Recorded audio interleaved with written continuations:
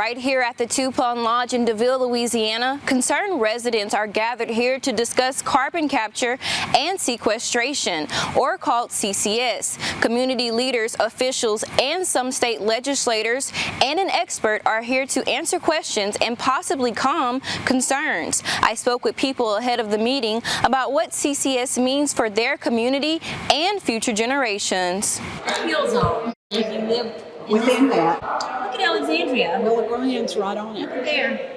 Look where we're at. That's how far 10 miles is a long, is not, I mean, see, we're close to everything here. It's not just Colleen, Labuse. It's, look at this area too. It's everybody. We're all in this together. At the Tuesday, July 29th, 2025 meeting, Colleen native and community advocate Melody Slocum explained how the proposed carbon capture and sequestration projects in Cenla could impact residents and the environment. The next zone is not considered the dead zone, but you have very little time. We're going to have warning, which there's no warning sirens or anything. The airport. And every nursing home in Rapids Parish, every hospital is in this zone. I met her back in June, where she and other concerned citizens were just learning about CCS and starting to organize several meetings like this one. Love and unity is what's going to bring us through, is what's going to connect us, and so as we come together, let's remember that love and unity.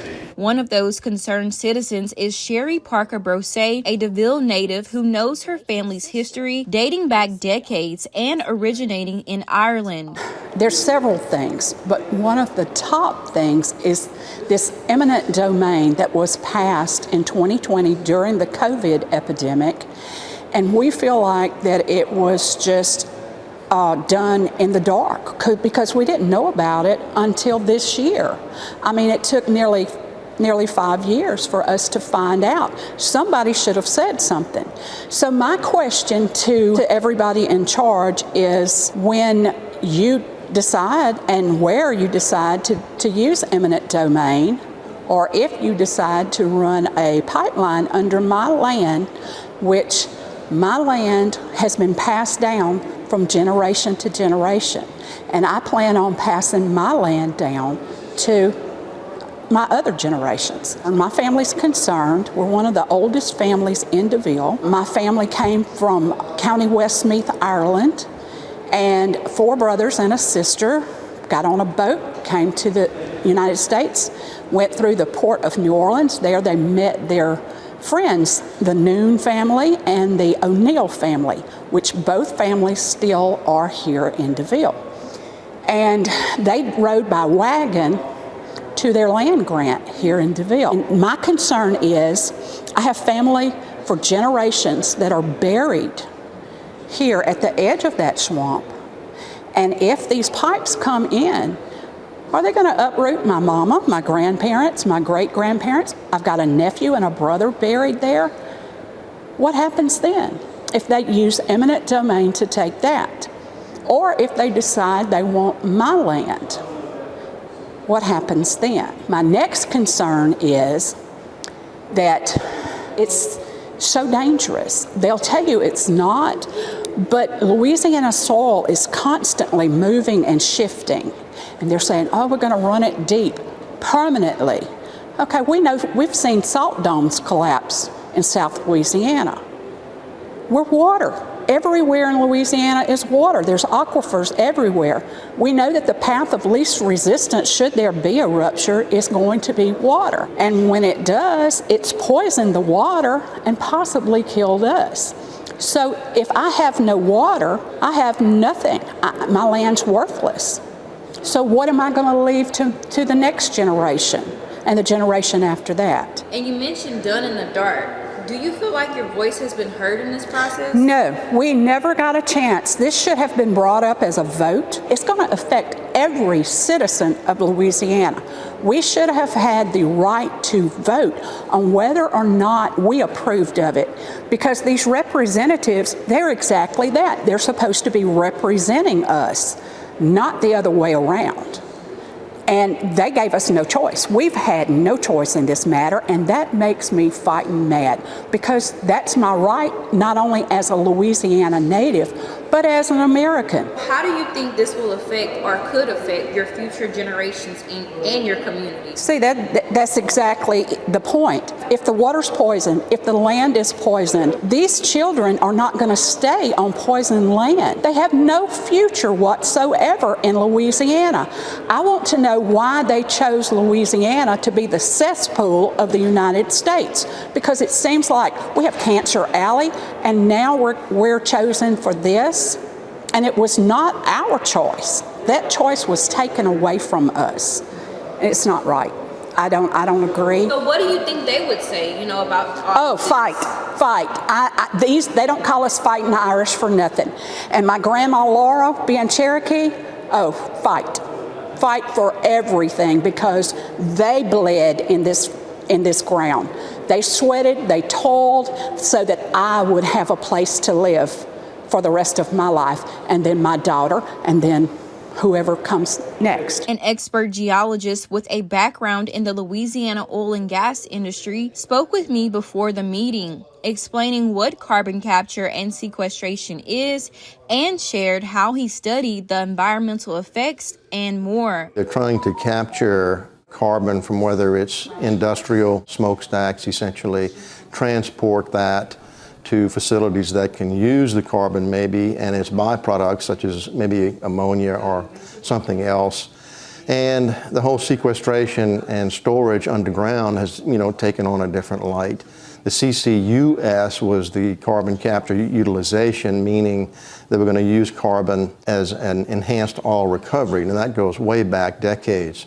So I think it was just sort of a way to sell it to the public and call it CCUS. But when enhanced oil recovery came on the scene in a more public way, they decided, we could make this also be for sequestration and storage underground, where it would also satisfy those environmentalists that were screaming and believing that carbon dioxide was in some way a greenhouse gas, and that it posed an existential threat to the world. And so you heard that from Al Gore on through Joe Biden. I've been studying the issue just as a matter of almost like a hobby. I started studying that back when Al Gore started screaming. I'm a geoscientist, so we study the Earth processes. Mainly, I'm focused on oil and gas exploration in geology and geophysics. But, this whole side issue where statements were made about CO2 being an existential threat, I knew, number one, it was not likely true. All these men who were speaking truth about what carbon dioxide is in nature and what true threat that it really poses, very smart men. To me, they are the best of the best that the world has to offer. These men have recently won really big court cases on behalf of Shell in The Hague, and they have a group called CO2 Coalition. It really became sort of a challenge to me to speak to those who were being sold a bill of goods that CO2 is a dangerous greenhouse gas and somehow posing a threat to you, to really try to clear that up. And that was a challenge.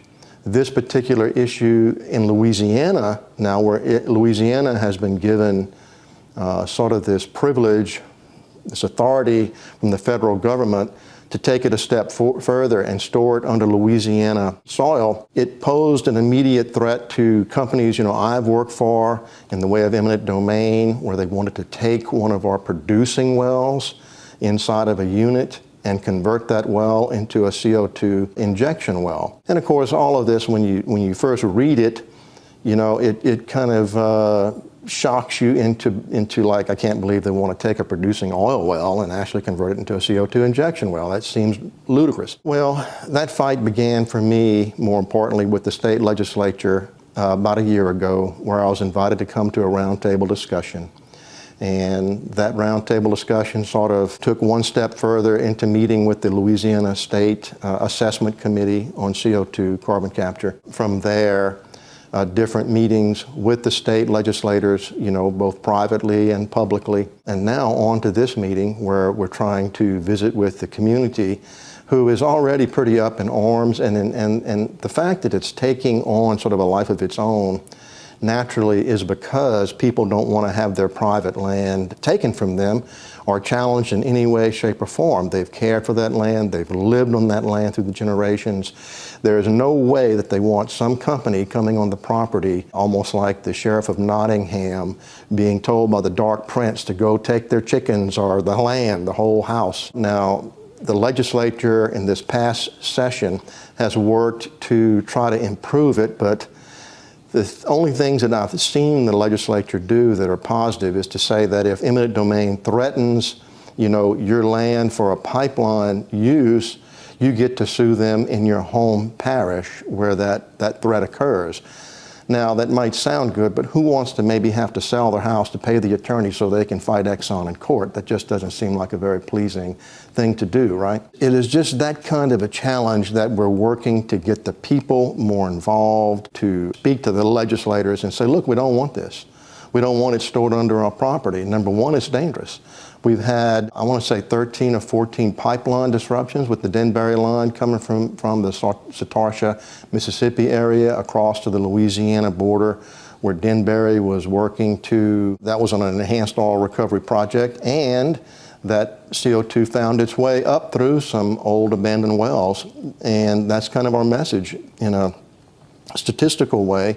We're simply pointing out that these old abandoned wells have a lot of degraded cement in them. And so if you start injecting CO2 into those very same zones that the oil and gas companies have left behind decades ago, CO2 is likely going to find its way back to the surface like it did at the Delhi field. And there's like 200 applications that, as I understand, they want to fast track into approval and make these CO2 plumes underneath Louisiana soil as big as anywhere from 18,000 to upwards of 40,000 acres. Well, if you just do the quick math on 40,000 acres times 200 applications, that's 8 million acres that'll be taken away from landowners and now in the hands of government. That's not something that's very pretty. It's also going to make it very difficult for oil and gas companies to carry on exploration. Why? That is because we're going to have to drill through likely uncharted, unmapped CO2 plumes, because when you stick it in the ground, you really don't have a clue where that CO2 is actually ending up.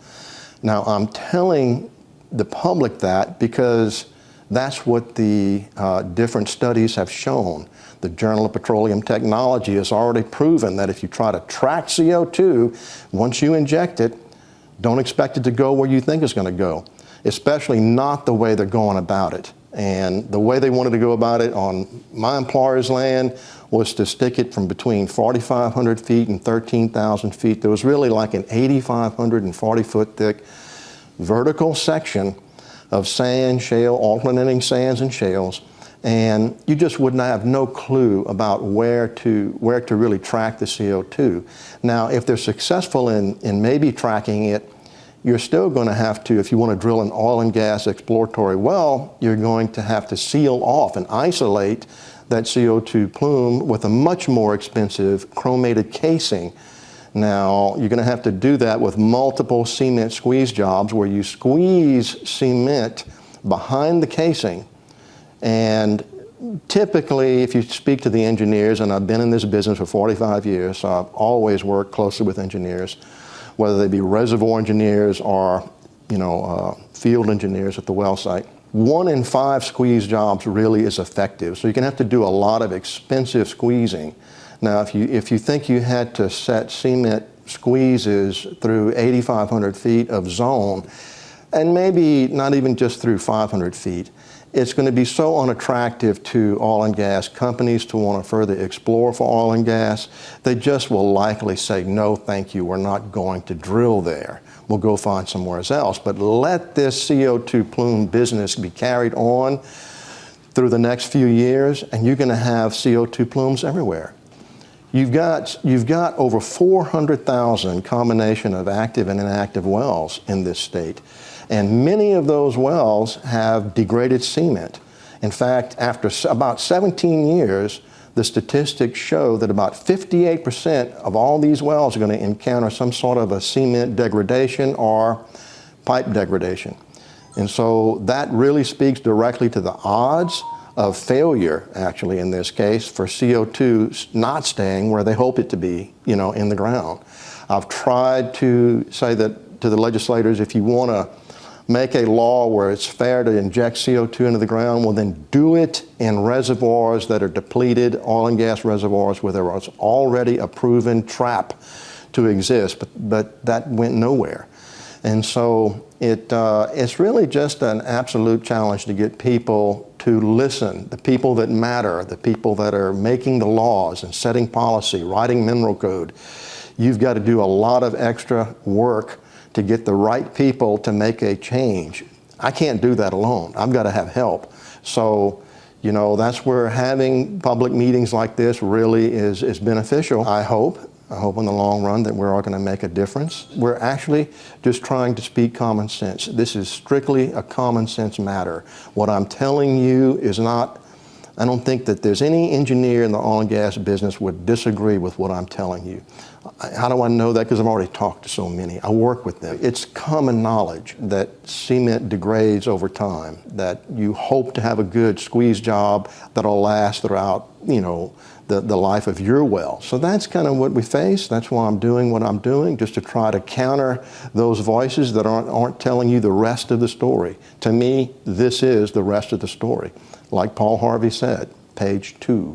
That's what I'm hoping to be here. It seems like the carbon credits that Exxon can sell, that's one way of getting money. But in terms of actually making people money through jobs, Petronova in Texas, I think the news was that they were going to spend $1 billion or $2 billion and provide all these jobs. The jobs never materialized, and Petronova was bankrupt after about a year. And so they're not alone. There's other companies like them that have promised wealth, but the wealth never came. If there's no benefit from them needing that land, they can't take it. Isn't that what eminent domain states? Yes, you're right, but that's a gray area. If they've been effective in getting this far, in other words, they're supposed to be able to become a common carrier to show that you're actually a public utility and showing benefit to the community.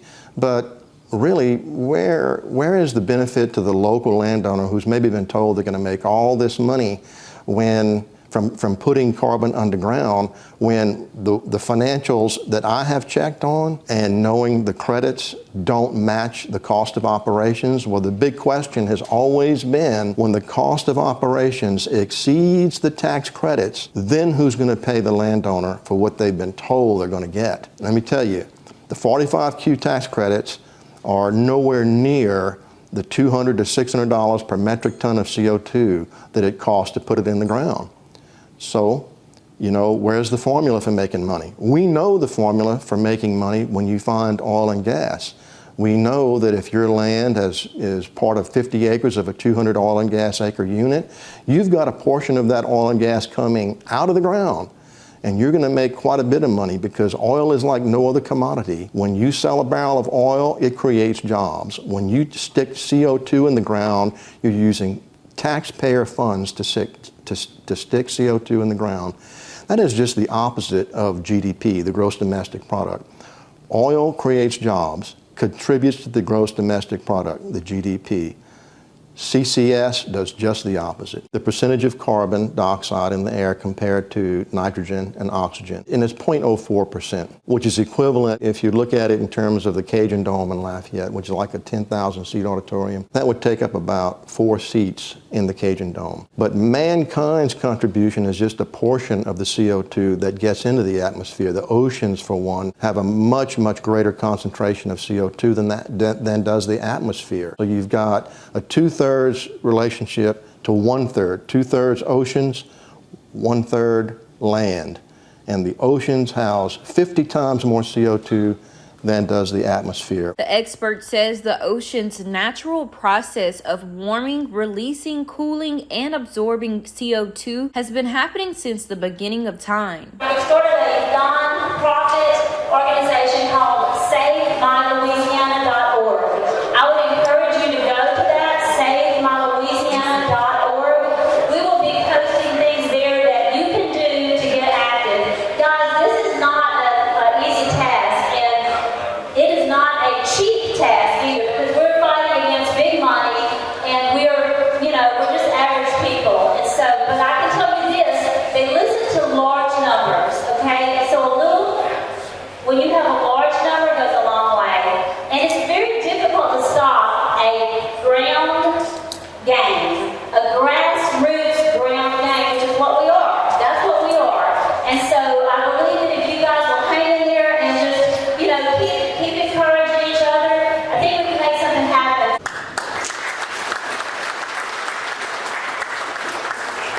Slocum's grandson, Ethan Allwell, spoke on his view of carbon capture and sequestration as a concerned young resident and new Rapides Parish voter. To speak about our government officials and our legislators to say we want to vote on how our future is affected. I'm 18 years old and I just got the right to vote. And decisions have been made by our government officials that have restricted my right and other residents' rights to vote on our future. The big oil and gas companies are using our tax credits, our money, and using them against our vote. It doesn't seem right. They are coming in with big presentations saying all the good stuff that they're bringing. Well, if it was so good, why not put a vote to it? And why not educate the people on it? If it was so good, why not let us decide how good it is for us? If these companies, or if the big companies thought this idea was so good, why not speak up about it? Why keep quiet? Why not talk about it in our communities? I want to encourage all the young people to not be complacent. Don't let this generation ruin ours. We have to fight for our future. I, for one, want to raise a family here. This is where I grew up in. Generations of my family grew up. And this is a cause worth fighting for. So please stand up and fight and educate yourself on this matter. The decisions you make today will affect our future. Thank you for your time. Louisiana State Representative District 27 Mike Johnson took to the microphone to address the audience on his support for community concerns. Johnson says back in 2020, during the height of the COVID pandemic, companies like Exxon presented state legislators with proposed carbon capture and sequestration projects that were supposed to be helpful and good for our state. He explained that a Senate-produced bill passed overwhelmingly with no questions or opposition, which granted some rights to the carbon capture industry that it did not have before. And we all voted for it, 100%, and I'm one of them. Mama always told me when you did something that maybe you shouldn't do, the best thing to do is do the right thing. That's what I'm trying to do. We voted on some bills this past year. It doesn't completely undo that bill from 2020, but it did do a lot. But that's not enough. And what I want to tell you tonight is that something I've already told many of you, is that on the very first day of pre-filing, and that's before the session starts, whether it's special or whether it's regular, I will have probably 4 bills. But the purpose will be, number one, to completely eliminate eminent domain. We all can understand. I've been a lawyer for 43 years, but I still have a hard time reading some of these bills. But I want to make it clear, no conditions, no back doors, no way to undo it, so that we know that nobody can take our land for a carbon capture pipeline or anything else. The second bill is one that will give us, my parish, a choice. We get to vote on other things as a parish. And our police Sherie can call an election, or about 15%. I've already started working on these bills, I'm just telling you. 15% of the population on registered voters on a petition.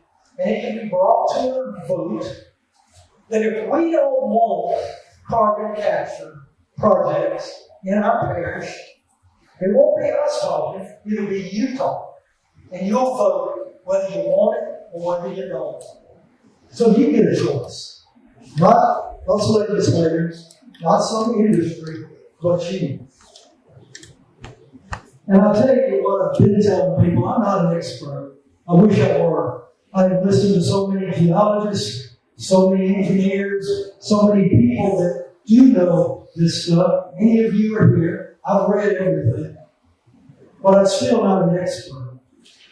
But I don't have to be a geologist or an expert to know that the Bible defends our rights as landowners. That our Constitution has provisions to protect us as landowners.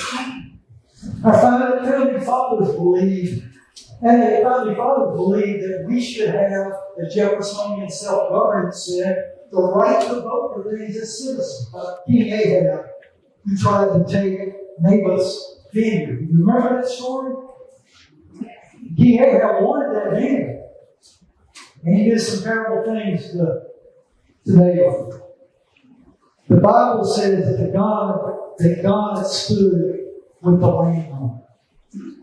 And so do I, and so will I. These are not just religious truths. These are American truths, Louisiana truths. And I intend to follow the will of the people of my community. And let me say it again, I've heard you loud and clear. For those that believe that I was against the will of the population, I'm sorry. I'm not perfect. I'm not perfect. And when I fall short, it's a race between Sheila or social media before I'm told about it. She usually beats the social media. But the key is to look at paths that maybe you've gone down, that you've done things that weren't in the best interest when you believe they were, to come back and do something about it. That's what I intend to do. Slocum asked Johnson if he had been successful in asking Governor Jeff Landry for a moratorium to halt the proposed carbon capture and sequestration projects. He says he's talked with the governor, however, nothing has been produced officially. Next were two other concerned citizens who shared how carbon capture and sequestration by companies pursuing Cenla as a proposed CCS site is not beneficial to the community, especially landowners. Finally, the expert gave a detailed presentation about carbon capture and sequestration, including showing video from Sartasha, Mississippi, of residents who witnessed a CCS site explosion that injured and impacted people in the area, and how a carbon dioxide plume natural disaster killed hundreds of people and livestock in Lake Neos, Africa. The plume of toxic waste forced hundreds to evacuate and sent 50 people to the hospital with dizziness, seizures, some even foaming at the mouth. First responders said it was like a zombie movie. And bring a crowd, if she's shaking, she's kind of moving out of the mouth. I don't know if she's having a seizure or not. Tell me exactly what had happened. Like, I was driving, and I ran into, like, a lot of fumes, like, there's a lot of noise that went on. Because I didn't know if the community was going to explode. We decided to, take a day and go fishing. Went up there, and we fished at night time. We were on our way back, and around about 7 o'clock. I saw a big explosion. I saw it. I was there with that. It actually just big clouds of smoke went up in the air. And I called my mother immediately. And I told her, I said, Mama, this pipeline blew up down here. We don't have to come get y'all. And by the time we turned on Prairie Creek Road, off number 3, the car just shut off and went dead. We woke up at the hospital. The people were calling me, telling me I had to get out, I got to get out. Some was saying stay, some was saying go.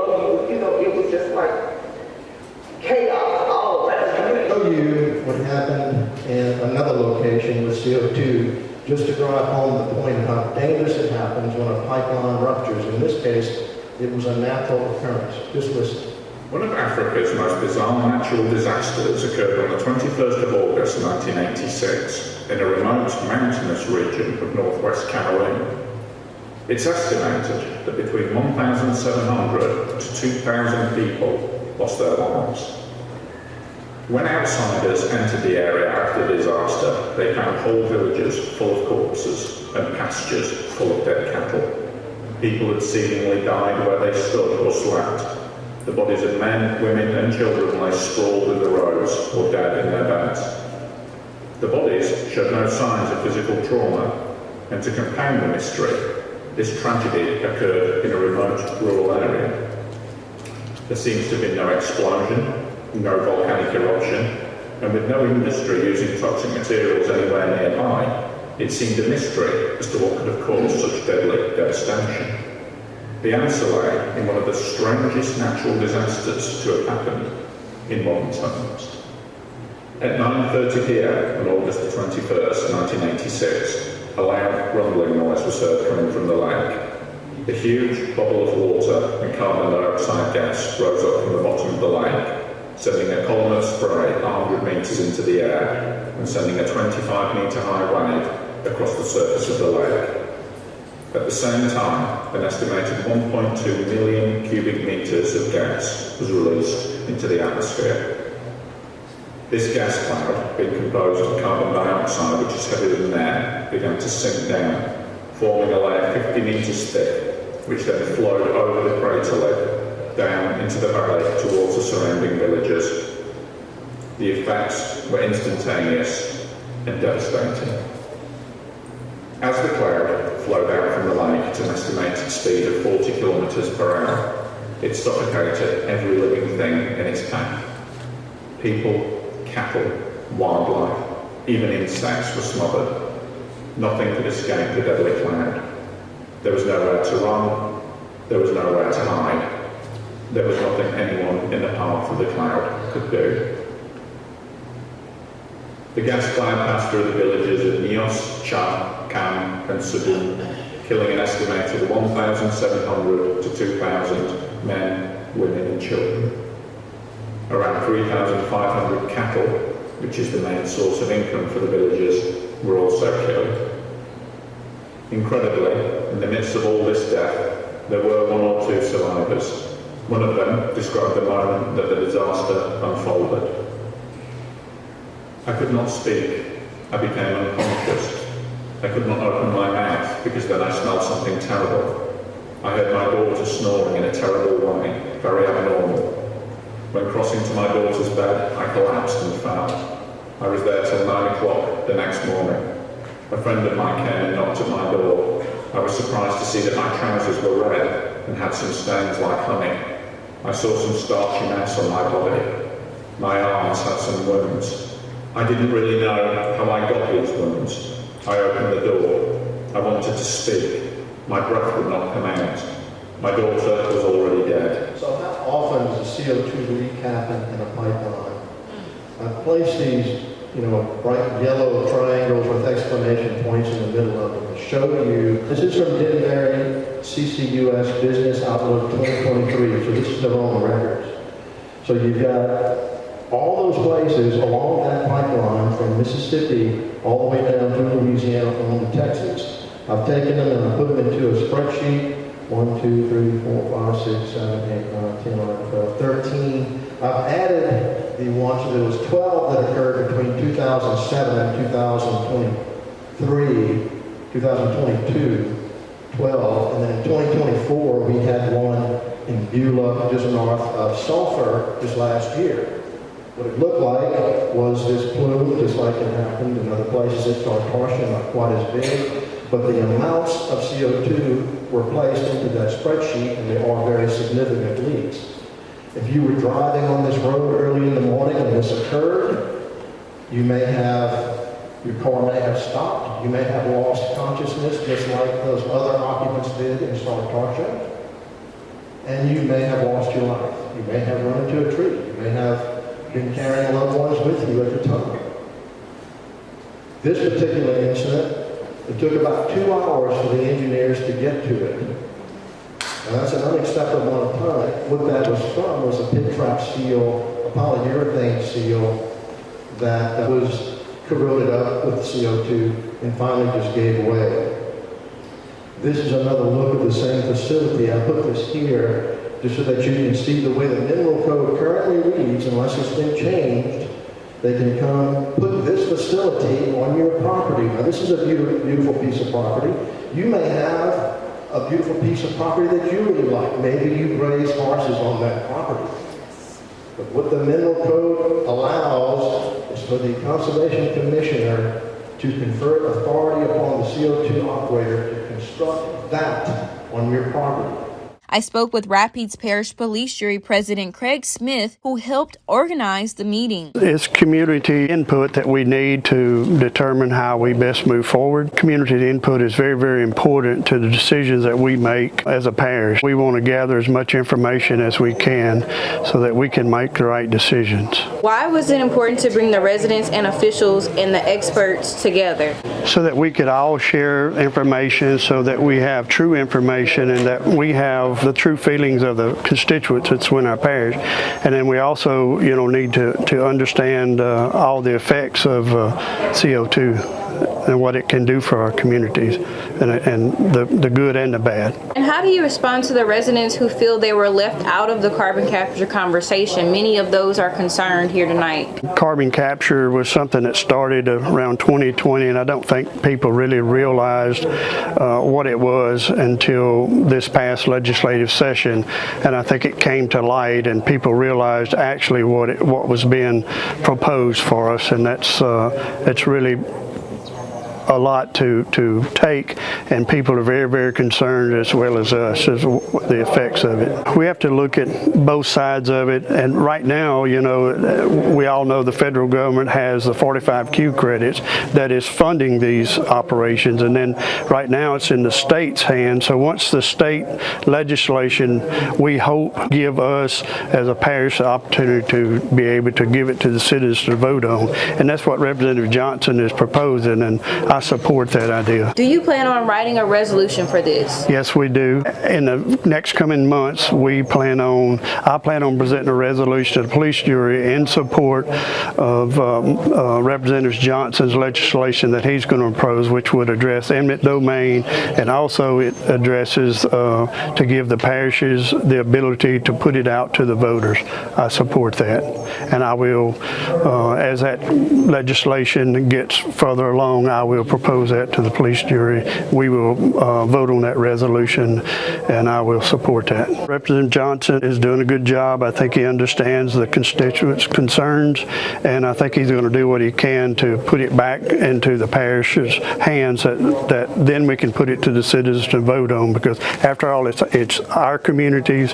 We should have an input and a say. The meeting ended with more community members sharing concerns during a Q&A session. If you'd like to watch the full meeting stream, head over to Urbancast on Facebook. I've often said, that God gives instinct to animals and common sense to man.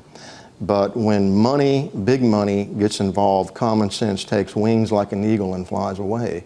And you've really got to be able to care more about the safety of the communities that you represent. So if you're a legislator, you've got to have that position. If you don't, it's going to become extremely obvious to all the people that you represent that you're not truly caring about them. And that's what they really want most. Do you care about me? Do you care about my voice? I guess I'm trying to be their voice in a scientific way. I think that it should be put on hold. There should be a halt, and let the people decide. It's our land, it's our lives, it's our future, and we have to have a say in it, because that's been taken away. I feel like we are not being governed, we are being dictated to, and that is absolutely not what our founding fathers intended for the United States to be. That's my legacy, and I don't want to lose this. I can't lose this. I have to fight for the future generations. Reporting in Deville, Sherie Johnson, AMP News, storytelling for the people.